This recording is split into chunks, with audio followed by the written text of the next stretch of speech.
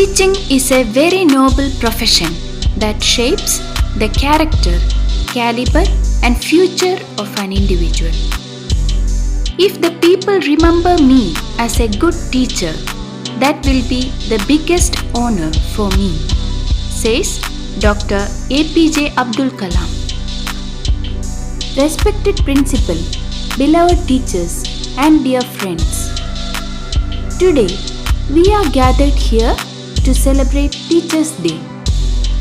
First of all, let me wish all my beloved teachers a very happy Teachers' Day. Thank you for guiding us and supporting us even during this pandemic.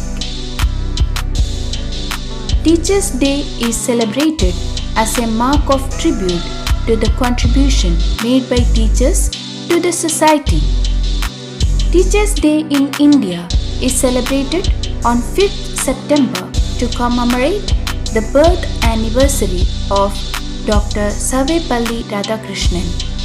He was a renowned scholar and second president of India.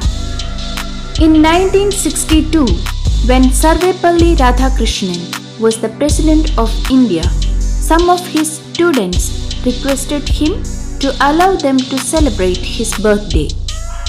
He replied, "Instead of celebrating my birthday separately, it would be my proud privilege if 5th September is observed as Teachers' Day." From then onwards, 5th of September has been observed as Teachers' Day in India. Teachers are the true pillars of any society. They nourish and prepare students. They help us to improve our skills and grow confidence. They are the source of light in this world which is darkened due to ignorance. Despite playing such a crucial role in nation building, they rarely are shown the gratitude and love they deserve. So, this is the right occasion to thank them.